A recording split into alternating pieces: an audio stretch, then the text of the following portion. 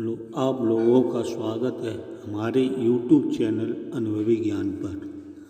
हम आप सभी लोगों को आज काकभुसुंडी की कथा सुनाने जा रहे हैं। काकभुसुंडी का वर्णन तुलसीदास की रामायण एवं वाल्मीकि की रामायण में आता है।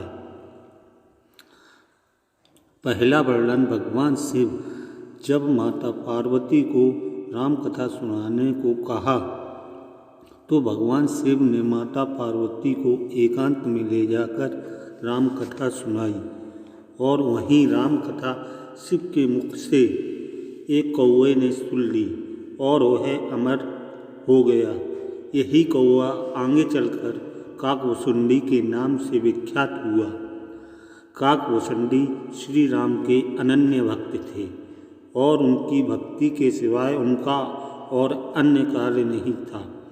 वो नित्य वृक्ष के नीचे बैठकर राम कथा का वाचन करते थे, जिसे सुनने के लिए ऋषि मुनि दूर दूर से आते थे। उसी राम कथा को सुनने के लिए एक बार भगवान शिव हंस का रूप लेकर उसी वृक्ष के नीचे रुक गए थे। काकभुसुंडी के मुख से श्री राम कथा सुनने पर महादेव अत्यंत प्रसन्न हुए और उन्होंने काकभुसुंडी को इच्छा मृत्यु का वरदान दे दिया ताकि वो युगों युगों तक राम कथा को सुनाते रहे। जो राम कथा भगवान शिव के मुख से निकली हो वह राम कथा सुनाने का सौभाग्य सिर्फ काकभुसुंडी को ही प्राप्त है। काकभुसुंडी को पूर्व जन्म में भगवान शंकर के मुख से सुनी हुई राम कथा को पूरी याद थी। उन्होंने यह कथा अपने शिष्यों को सुनाई। इस प्रकार राम कथा का प्रचार प्रसार हुआ। भगवान शंकर के मुख से निकली श्री राम की यह पवित्र कथा आध्यात्मिक रामायण के नाम से विख्यात है। लोमेश ऋषि के साप चलते काकभुसुंडी कौवा बन गए थे। लोमेश ऋषि साप से मुक्त होने के लिए राम मंत्र और इच्छा मृत्यु का वरदान दिया। कौवे के रूप में ही उन्होंने अपना सारा जीवन व्यतीत किया। वाल्मीकि से पहले काकभुसुंडी ने रामायण गिद्धराज गरुड़ को सुना दी थी। लोमेश ऋषि परम तपस्वी तथा विद्वान थे। इन्हें प्राणों में अमर माना जाता है।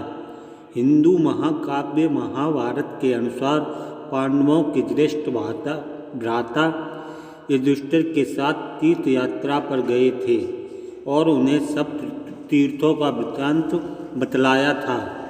लोमेश ऋषि बड़े बड़े रोमों या रोयों वाले थे। इन्होंने भगवान शिव से यह वरदान पाया था कि एक कल्प के बाद मेरा एक रोमा गिरे और इस प्रकार जब मेरे शरीर के सारे रोमे गिर जाएं तब मेरी मृत्यु हो। जब रामायण के पुत्र मेघनाथ ने श्री राम से युद्ध करते हुए श्री राम को नागपाश में बांध दिया था, तब देवर्षि नारद के कहने पर गिद्धराज ने नागपाश के समस्त नागों को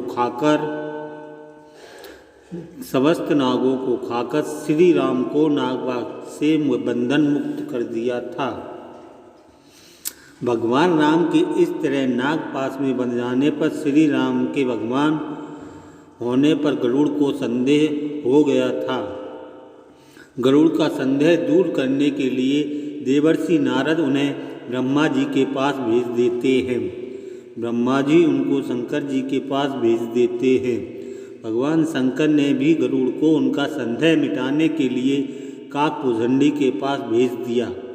अंत में काकभुसुंडी ने राम के चरित्र की पवित्र कथा सुनाकर गरुड़ का संदेह दूर किया।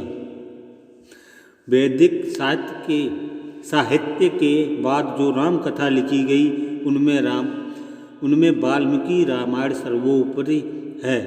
वाल्मीकि श्री राम के समकालीन थे और उन्होंने रामायण तब लिखी जब रावण वध के बाद राम का राज्य अभिषेक हो चुका था।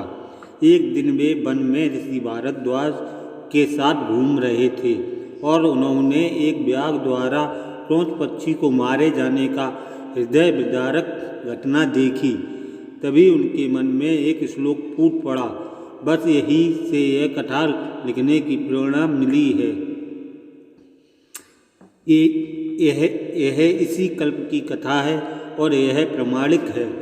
वाल्मीकि जी ने राम से संबंधित घटना चक्र को अपने जीवन चक्र में स्वयं देखा या सुना था, इसलिए उनकी रामायण सत्य के काफ़ी निकट है।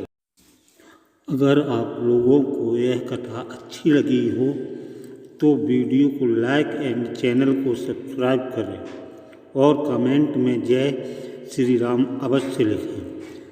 धन्यवाद।